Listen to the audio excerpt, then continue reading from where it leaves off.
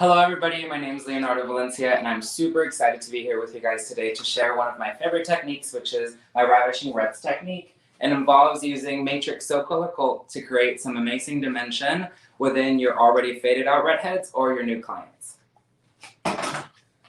What I love about this technique is that it's very simple when it comes to sectioning. I think we can all agree that sometimes sectioning gets a little wild when you're attending hair shows, so I like to keep things pretty simple. So we're gonna start off with our girl. I've already pre-rooted her, and she is Soul Color Coat Red Hot and Orange Alert on the base, equal parts. Alrighty, sectioning for her is gonna be pretty simple. We're gonna go ahead and put our comb directly on her head and where the parietal ridge is, so where the comb is off the head, we're gonna go ahead and make a horseshoe section. The good thing about her being already pre-rooted, this is a great technique for us to use behind the chair for our guests that have already been coming to us and are a little bored. And then, we always do similar things, so it's fun to kind of change it up for them. And this is a great way to do it with using Vivids because it's a brand new world for some of them. And if not, it's a great way to introduce them to something that's a little bit more fun, even if they're already a Vivid client. Everyone's excited. Oh, yay. Well, let's see. So our second sectioning is going to be, we're going to take across the whole head is going to be right at the top of the ear. Let's see if I can get that right.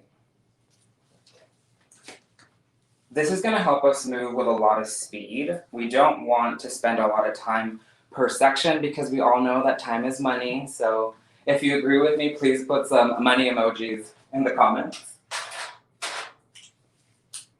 And don't be afraid of the sections not being completely perfect. The more that they are even almost like a zigzag or a little slanted, the more blending you're going to get with the technique.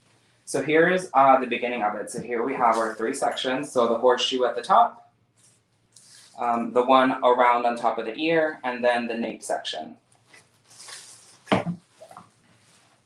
So when it comes to playing with dimension for me, it's not just about speed, but I always like to make sure that my guests have a lot of fun when they're in the chair. And sometimes it's just a subtle tonal change. So for my fun, bright redheads, I always like to incorporate fuchsias and oranges to make sure that their color pops at all times.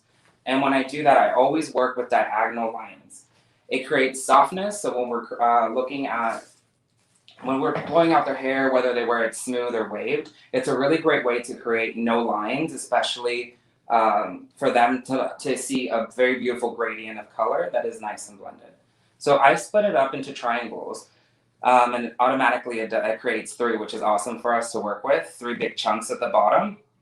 And I like to start with the base of the triangles or the base of the nape area. That way I can really see these colors pop. And if we're doing anything that is fun and blended, or if it's, for me, like a balayage vibe, then I like these corners to have the lightest piece. So I'm going to elevate this up, and we're going to use our brush and do a zigzag and split these two sections. Keeping this section elevated is going to help us, again, create a quick, easy transitional color. And I'm going to go ahead and go with my lightest shade and my brightest shade, which is the Orange Alert mixed with Lucky Duck Yellow. Lots of money signs. Oh, we love money signs. But this is also, I like to play with a lot of shifts in colors. So I like to put the color directly in the middle and saturate it all the way to the bottom. And then once I go back in the middle, once I see our transitional color here, I like to use my fingers to blur those together. If the guest wants a lot more dimension and a deeper root, I would suggest simply going back with your formula from the base and just tapping it again. So that way you have a little bit more product, and then the same thing over it. You're creating a gradient right there that's really simple, and you won't have any lines, and we just drop her down.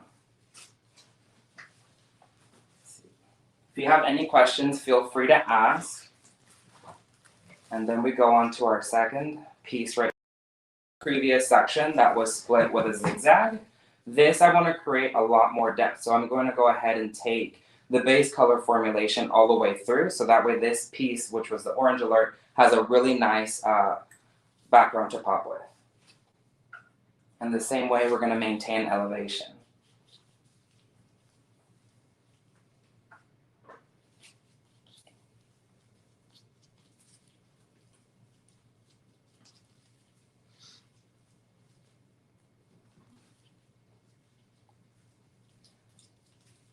What I love about Matrix So Color Coat is that the smoothness of the product. It's really easy to spread, even on damp hair.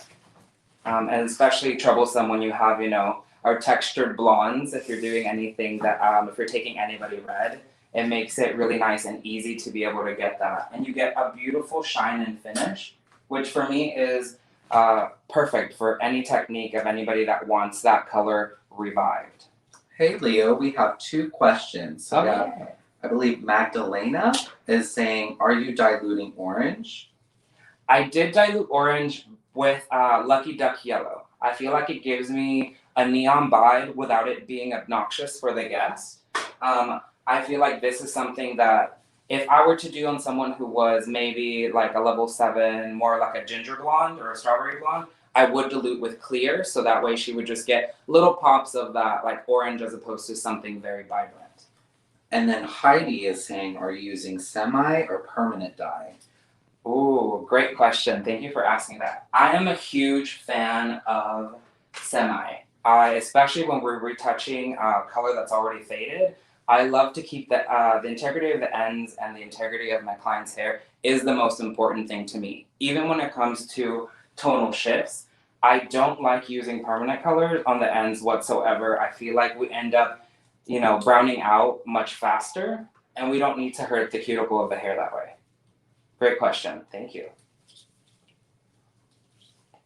And like we did on the other side, I'm just repeating the orange in a zigzag motion here at the front, so she has those pops of brightness, and then the red for depth right here. Now with the middle triangle is where we're going to have a little bit more fun, and this is where I always incorporate my fuchsias. So instead of taking vertical sections with the zigzags, now we're going to take horizontal. And I usually use my fingers because I'm not a very big sectioner. Kudos to anybody in the comments who is a big sectioner. More power to you. I am, we are all artists, but I'm a messier one. So what we're gonna do with this one is we want to maintain still that brightness at the bottom. So this is a fun trick that I like to do to make sure that my ends stay nice and bright. I'll take our lightest color and saturate the ends. Make sure everything's nice and fully colored in there. And then I go back with one of my fun colors, which would be fuchsia, and I go ahead and put it right in the middle, creating a third diffusion of color. By doing this, I can keep the brightness at the bottom without having to worry about cleaning out my gloves right away. And it also gives me that ability to introduce that fuchsia into my guest's hair without the commitment of her having it at the bottom and showing it off. Unless she really wants to, then I would do that whole section with the fuchsia. We have a question from Andrea. Is Cult recommended more for damp hair or dry? Will it be a deeper color or hold more onto dry hair? When it comes to, we all have tricks of the trade, but I always suggest that Cult go on dry hair because we want this color to live on our guest's hair for as long as possible. When you have it on damp hair, you risk you risk the longevity, and we never want that for our guests. So if we're ever, I guess if we were processing this like I would normally would in the salon, I would have a permanent color on her base lifting, and then I would put that semi at the bottom, keeping those ends nice and bright. But always make sure that always make sure that it's nice and dry, so that way the color gives you the most vibrancy. So finishing off here with the fuchsia, still maintaining our elevation to create no lines. And this time we're going to drag it all the way to the bottom. And there we go, we have our whole bottom section done up. So again, it's not necessarily about taking a whole bunch of time, it's just playing with tonal shifts so that our guests can see something really fun, but we're not spending a lot of extra time on there. It's all about making sure that we're a Speedy Gonzalez behind the chair, but making sure our clients are smiling. The color line you're using is the Matrix So Color Cult, correct? Yes. Let's see. So now we're moving on to our second section, which is this massive one that encompasses the entire head. I have a couple of tricks that I like to do when it comes to this, and I like to start off with the lightest color, so that way I know that I'm not putting any of the dark around her face. And I like to just take about a 1/2 inch to 1 inch section, depending on your guest preference. And I just like to zigzag it all the way down so that way they blend together. And I take my brightest color or my lightest color for her face. Keeping with the trends, we all love a money piece. And if we don't, that's okay too. But I still see a huge trend in that. And with my guests, I'm still seeing a lot of them ask for it. So I like to even play it up with our Vivids to make sure that they still have that fun color at the front. This could all be done with just your red formulation, and then at the front you can have a lot of fun that way too. We have a question. When taking bigger sections, how do we avoid leaving dry spots in the middle?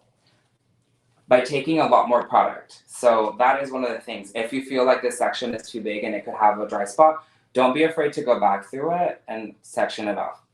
You can always reapply product, so don't be scared of subsectioning them. For me, I'm just used to taking larger sections and using a lot of product to make sure that the section is fully saturated, but this can be split into whatever is comfortable for you.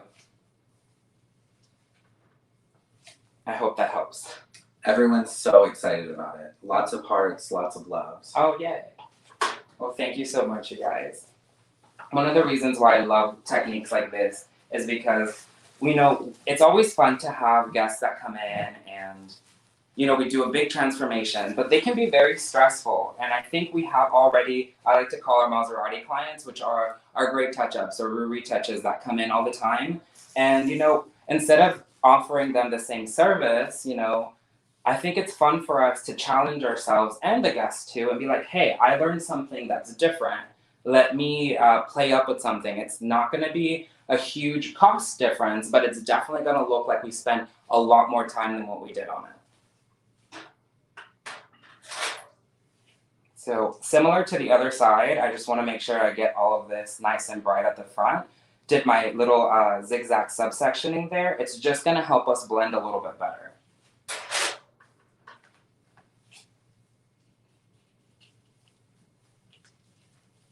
When doing this technique, can you weave it for dimensions? Absolutely. So to me, I like to do this in very large sections because, again, we're working on time. If this was a new color client, like my beautiful pivot point mannequin is right now and she's blonde, I would do smaller if they want a dimension.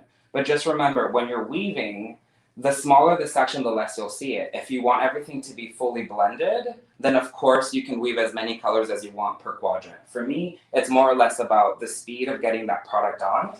But if I wanted to have a little bit more in-depth, I would subsection everything even smaller. Definitely up to you and your creativeness. Okay, so now that we have those sections, we're gonna go back with our triangles. Again, we're working quickly on the head. And again, like I just mentioned, we really want to make sure that our guest sees a lot of fun colors. This whole section, this horseshoe section, is going to veil over here. This is where I like to have a lot more fun, and I really play up with the fuchsia and the red. So that way, when I put this color on top of it, when the hair moves, she's going to have a lot of fun dimension. And I can show you with my gorgeous girl over here. So you can see the differences in shades. Mostly I stayed light, but you can see those pieces of pink moving on, and then you have the look of a balayage. And then same thing with the money piece, how I stated before, I left that all really nice and bright and light. What developer are you using, and is it semi, demi, or permanent? I'm not using any developer for our girl right now, but what originated this technique for me was using a 7R with 7CR with 20 volume and Color Fusion by Redken. And then I play with semis a lot, and I love the coat line because it gives me so much shine, versatility, as well as longevity, which is the most important thing to me. But for this, it's just a semi, no developer. Okay. So now that we're here, we're going to invert or flip our triangles. So beforehand, the base of our triangles was the nape. So now the base of the triangle is going to be right here off the crown. We're going to get our diagonal lines to create our triangle, sectioning that off. The good thing about this is, again, you can subsection however you like. If you're a clip person, by all means, section off that. And then the good thing about that is now you can follow almost like a giant zigzag technique. by creating triangles. So now we have, let me turn it so we can see it properly. Now we have these two sections finishing off here, and again, the base of your triangle, making sure that you get the right pieces off. That way it's almost like we're bricklaying color. Wherever you want to see the color pop more, of course you're going to do a heavier saturation of our darkest color or the lightest. I really want something to pop here on the face, so I'm going to go ahead like I did at the bottom, and I'm going to use my Red Hot formula, which is our base formula, mixed with the Orange Alert, and I'm going to bring it all the way down.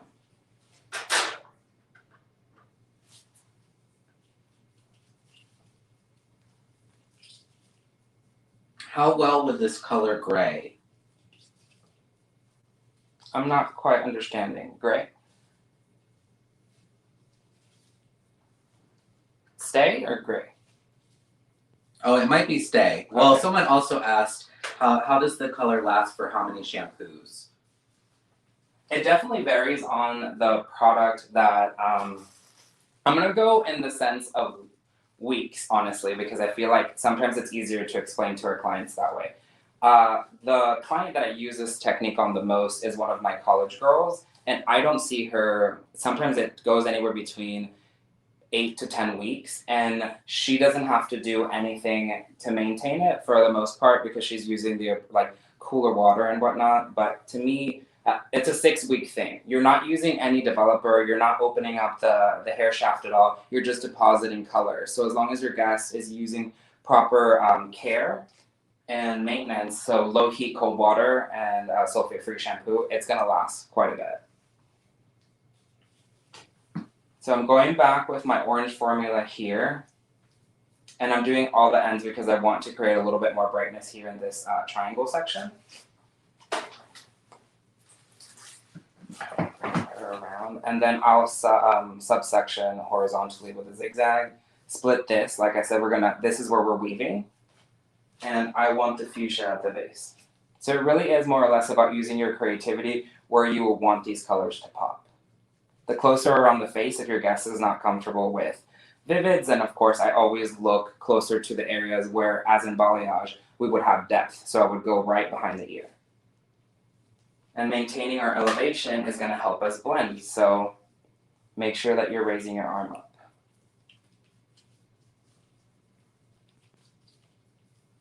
Okay, and then we have this triangle done, and everything is melting together really nicely.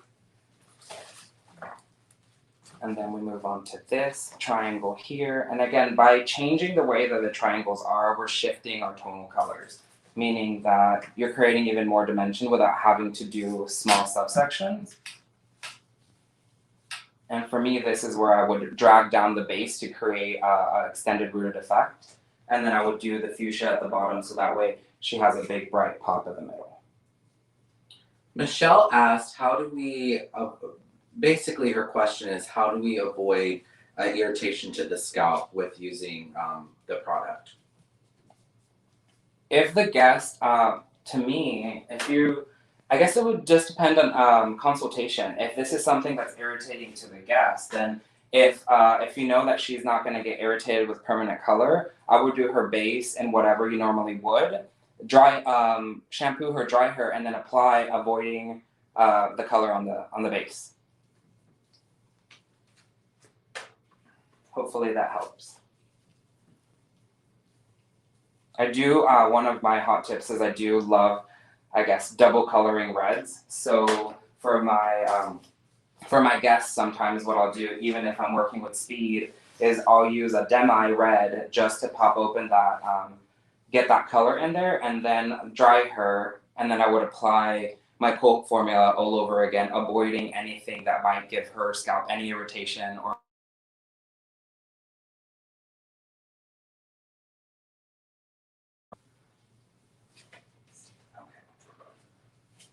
again, now with elevation, putting our fuchsia in here, making sure that we blend that base, and taking it all the way down to the bottom. These are great questions, you guys. Thank you so much for participating. There's a fun little thing. The more that you participate, the more entries you get into winning a $100 gift card with Ulta Beauty. And who doesn't need a little bit of extra spending money right now? Always fun when it's free. Mimicking the other side.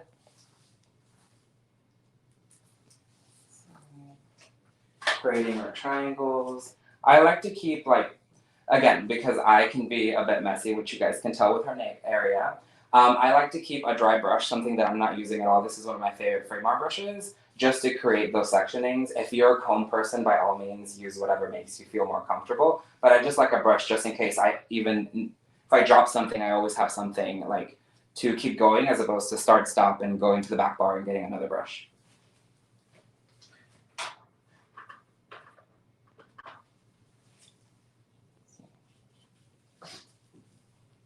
Working again with my dimension here with my fuchsia in these corners, making sure I saturate completely. When working with reds, what's the secret to really making the red pop without bleach? That is a great question. So for me, it's what you're mixing into the red and what you're wanting the effect to be. For me, I always mix orange with my red hot to make sure that you get the most vibrancy with if you're wanting coppers. And if not, I always mix a fuchsia or flamenco fuchsia into my red to make sure that I get maybe like a cooler toned red.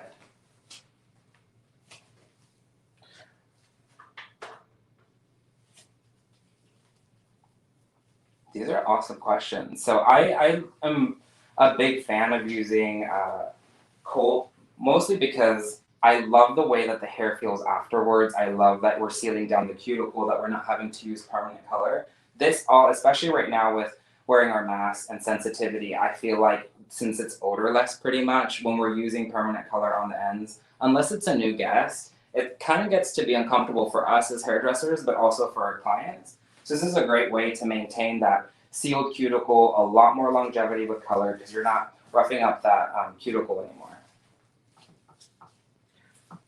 There are some people that are just joining in. They're asking, are you using 3 colors, 2 colors, and what colors are they? Okay, awesome. Well, hi everybody that's joining in. I appreciate you tuning in. I'm playing with 3 different variations of color when it comes to a Soul Color Cult. I'm using Red Hot mixed with Orange Alert for the base, and also for one of my dimensional colors, I'm using straight Flamenco Fuchsia, and then I'm using Orange Alert diluted with Lucky Duck Yellow. And we're working on my ravishing reds technique to give our guests a pop of color as they've either faded, browned out, or if they're new to your chair. A quick, easy way using triangles to make sure that you can have a fun, speedy application, but also that's seamless. So no matter where you're going to lift this hair up, you're going to, even though we have such a stark contrast with this diluted orange, you're still not going to get any lines using that triangle shape. I always like to think of like balayage that way. We're always picking up triangles to create these shapes. So I always kind of go into that technique when it comes to any of my color placement. I always want diffusion. So when I want a big pop of color, I just take a larger triangle.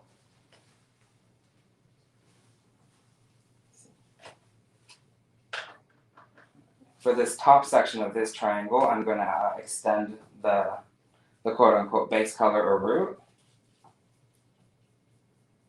Leave that there, and I still want to maintain brightness, so once I run out of color there, I like to drag it down as much as possible, drop it, and of course always keep a handy towel around to wipe your fingers. And then I'll go in with my lighter color. And I'll work it all the way up, creating a third.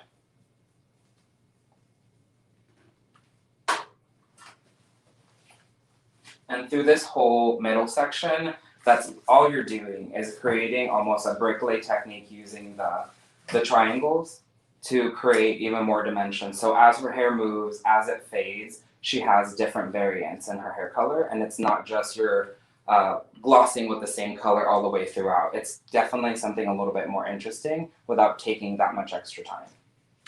People say they love the so-called smell. It has such a pleasant smell.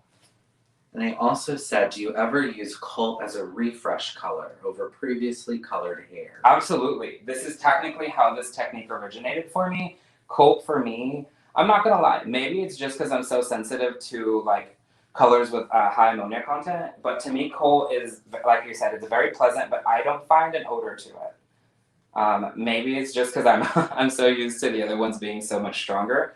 But to answer the other question, I refresh with Colt almost on anybody that's faded. When it comes to like vibrancy or redheads, even if she was like a light copper, I can bring out my other model back here. So she still, of course, is considered a vibrant guest.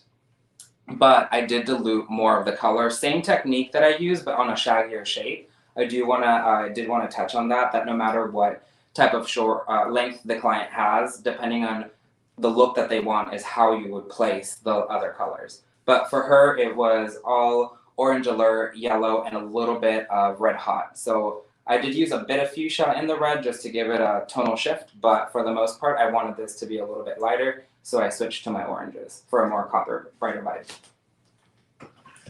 And then just to piggyback off that, we have a lot of questions asking about processing time.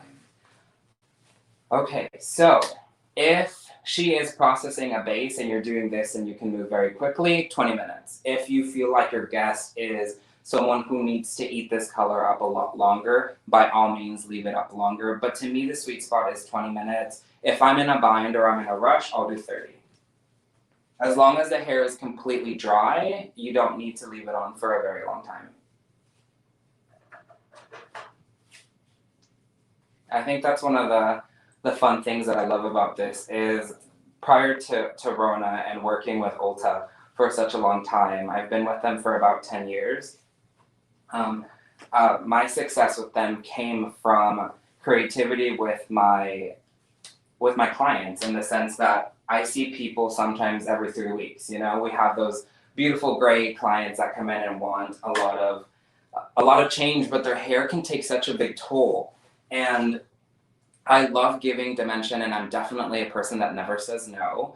But I did find that earlier in my career, because of that no, I saw too much damage. So then I started shifting all of my retouch clients into what can I do to shift it tonally without using permanent color or without having to lighten every time. And it ended up being using a gloss, and then it turned into a lot of Colt, just giving people brightness and pops without necessarily having to lift their hair. And that way, when they came back in the next 3 weeks, if they enjoyed their hair color, I would still shift the placement on their head so that it looked like a new color. Alrighty, so we are now to the top of her hair. So this is the fun part of it, and this is how we're looking right now. Like I said, I've kept everything around her face with, poor girl, I'm holding her by her hair. Thank God she doesn't feel it. But if I've kept everything around her face pretty light, because that is the vibe that I like. It kind of gives her a money piece vibe, like our girl over here. If you're just tuning in, I'm using my Gypso Color Coat to refresh redheads, or to give our guests that are currently some of our favorites and we see all the time, a new look without having to lift their hair color. Alrighty, so here's the top of the head. It's our horseshoe section. Like we did before with the front, I want to keep everything nice and light. So we're going to subdivide the top almost like a pie. We're going to go ahead and take this section, and we're going to do our first triangle. Actually, let me turn her. So the base of it is going to be the crown, and we're just going to go into the section and drop each side, creating our first triangle. So we have one here, and I can drop it down. This helps me with the front. The base of that triangle is going to encompass the entire forehead. You can do that however you like. If you want to keep that light like how I'm doing, or if maybe your guest wants a really bright pop, you can use the fuchsia right there. Subsequently, it leaves us with triangles on each side, and you can drop down everything.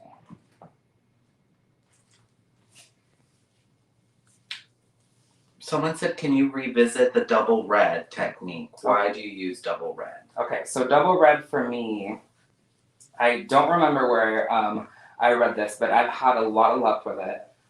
Our reds fade very quickly. So for me, instead of leaving the color on for a longer period of time, I would do a demi or a permanent color first, and then I reload. I let that completely process for whatever the manufacturer says. Rinse it out, dry her, and I double pack the red pigment back on top with a semi. It gives me more longevity, a lot more shine, and it definitely is a lot more vibrant. Okay, so now that we have our subsequent triangles here, and that you can see this, what we're going to do is subdivide each section, and this is something that is definitely up to you and consultation. If you want a lot of small dimension, you can weave very small sections through it, alternating the 3 colors. Or if you know that your guest is just experimenting with the brightness, then you can literally leave the top section completely to your base color and then have all of these colors shine through. So when I subdivide, I still want them to have a big pop of color because this could be just a faded red, so she's not going to have a super a huge amount of vibrancy. And I will just take horizontal subsections, still using zigzags to make sure that everything blends nicely. And I'll go back to my bright piece. Again, we want to have, this is a veiled over effect. Because it is a horseshoe section, oval, or a circle shape, this is going to go all over their head. And with that, the beauty of it is no matter how she parts her hair, you're going to see a beautiful variation of all the colors. You don't have to worry about it just hitting one spot. Brandy said, are you going to give her a money piece? I sure am. You already know, Brandy. You already know. So I wanted to just get this back quadrant done so that way I can go and spend a little bit more detailed time there. And this is, like I said, you're going to do your different variations. I have my lightest piece here going back with the orange alert and the yellow. We have those fuchsia pieces that we've put in there to create depth as in we would a balayage. Now I want to recreate that depth again with this veiled piece. And what we're going to do is apply the orange again in the middle, or on the ends, I'm sorry. So that way we don't have to, like I did earlier, wipe my hands down. We get the lightest color in the middle. Now, we're going to go ahead and go back with the fuchsia for a last pop of color right here in the crown. Get that nice and saturated, and we'll finish off with our base formula, so that way it goes completely over there, but you see these beautiful pops of color.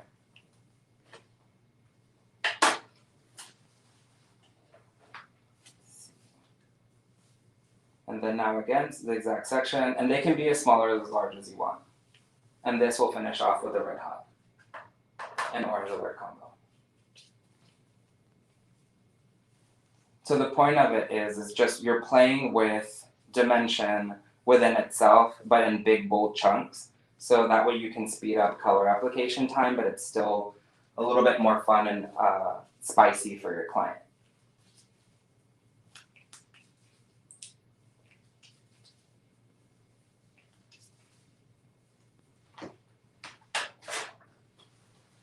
I was telling one of my mentors that what really kind of solidified this technique for me was, of course, learning why the diagonals were helping, what triangles did, through an Ulta Academy class. So Ulta does have an amazing opportunity for all of their employees to have continuing education. And I always kind of just played off the top section however I wanted to until I took the class. And it was really fun to realize, wow, I'm doing something similar already, but this is taking it to a new level. And it was really awesome because I was paid to go to this class. As opposed to me having to carve out time in the salon and pay money, they asked me to go ahead and take it, and I got paid to go. And it was very, very enlightening. We have questions on products as far as shampoo and conditioner, what you find best for this, as well as do you use the Matrix Keep Me Vivid Aftercare? Yes. Oh my gosh, I said that fast because it smells amazing. It smells like cupcakes, but the lamination spray is life. It finishes all of my colors, and if I have it in the back bar, for sure it's sprayed. We leave it on for a minute. Guests usually like that smell because it's not super loud, but it still kind of gives you a little something. But I highly recommend the Keep Me Vivids line. It's super soft, keeps the hair super shiny. And when it comes to any other brand, being honest, since we get to play with so many colors within Ulta, when it comes to products, I I like to tell people that one of the most important things to look for is, of course, like no sulfates, no harsh chemicals, and it's more or less how what they like, because we all know that our guests can be very picky, and they're like, well, this I would say this shampoo isn't like bubbly enough, or it doesn't have enough suds, and then I like to tell them, I was like, well, you just spent, let's just say a random number, you just spent all this money and you're not going to do proper aftercare, well, then what's the point? All of that's going to go down the drain. So we have to speak to our guests and let them know that when it comes to product recommendations, they're definitely one of the most important parts about keeping their hair. But sometimes we have to make sacrifices. We have to do something maybe that they're not comfortable with to keep that color vibrancy going. Whether it's a conditioner, whether it's something with a lot of suds, just depends on how their hair is and the integrity of it. If their hair is gonna bleed profusely, we're gonna change what product it is. Alrighty, so now that we're finishing up here, same thing how I did in the back, we're gonna go ahead and finish with the top color. And again, you can subdivide these as much as you want or not. For the most part, I usually just do a money piece and I do the very top in just the red. But for this, I wanted it to be a little bit more fun. So as I was asked, here is our big triangle chunk across her face. Sorry, girl, I got so much color on you. What I like to do, again, working with zigzags, as you would with foils, of course, if you feel like you're going to get stuff on your client's face, like I did, please make sure that you don't. I like to take zigzag sections about 1/2 inch deep for blending, and this whole thing is going to be our lightest variation of color, and that's going to be our orange alert and our yellow. I've even gone as far as waiting to the very end when I do this technique, and I even put clear or more yellow into that formula so that it's even brighter. Get your color saturation through there. And remember, the more comments you have, the more chances you have of winning a $100 gift card. I would love that card. Alrighty, so here we have it. We put it away from her face. And similar to my friend over here, she's going to have a nice bright pop of color, like what we do so a money piece. And don't be afraid, you guys, when you're doing these things. Of course, I'm standing awkwardly, but get in front of your guests. Make sure that you're working in front of every subsection that you're doing, so that way you're getting the technique down. I feel like a lot of us end up just trying to be uncomfortable putting color on. Again, I'm short, so this is a little funky, but when I'm with my guests, if they need to lean down, if we need to ask them politely to do something, make sure you're taking care of your bodies. That's really, really, really important for your future behind the chair. So stand in front of your sections for accuracy, but also, make sure you're taking care of your body as well. So we have our little money piece moment going. So you can continue doing this. I like to add a little bit of depth. So what I'll do with this subsection here is I'll go straight to just the red and the orange. And I will throw the comb violently on the ground because, accident, sorry. Do my next subsection. I still want her to have the orange through here, but I also want to create depth so that this money piece really stands out. So I'll go back and saturate those ends. Usually I use the tip of their nose as reference. Get that brightness there. Split this in half so I don't slap that across her face. And then I go back with the Zone 1 formula, which is the red hot mixed with the orange alert, equal parts. That way you are creating a nice diffused root stretch right there, and then the money piece still keeps going towards the ends. Yes. If there's any more questions, go ahead and ask as I'm finishing up right now.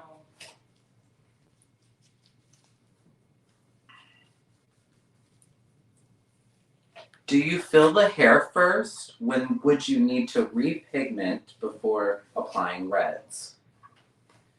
In a scenario where a guest is coming back in, then of course I would just put the color straight through. And for this question, what I would do is when her base is processing, if you need a permanent color, of course, then when that's happening, I would fill with even just orange alert and Lucky Duck yellow. So that way you have you have that, like something for the red to catch onto, then I would shampoo her, dry her. I wouldn't condition, and then I would apply the formula and the technique.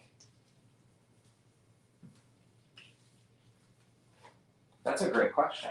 So I even thought about that with our girl because I know that she's blonde. So in the essence to the technique, I normally would have filled her with any sort of vivid that was in the color scheme, but in the lightest shade. Always with clear, just so that way there's something in there. And like I said, I'm keeping this section like I did everything else. I'm not putting any fuchsia here because it's where her, all of that, the moneyness, all the brightness that we want, and I'm just following up with zone 1 all the way through.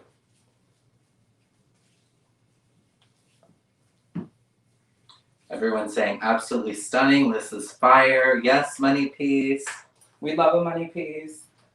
But that's kind of like the thing that got me going with this. I used to be so afraid of coppers and reds. I was like, I only would like to do blondes, and then I realized, of course, everybody likes change, and we all have our guests that love to kind of just come in and tell us, hey, I want something new, and we're like, we only blocked you for 30 minutes, and this is kind of one of those things where I'm like, okay, get that root on as fast as possible, and then we play with dimension. So if we have less than 45 minutes, she's gonna get really big, chunky triangle sections, and I'm gonna keep moving as fast as possible. If we are doing a complete tonal change, then of course, I'm gonna go ahead and just subdivide and make smaller subsections.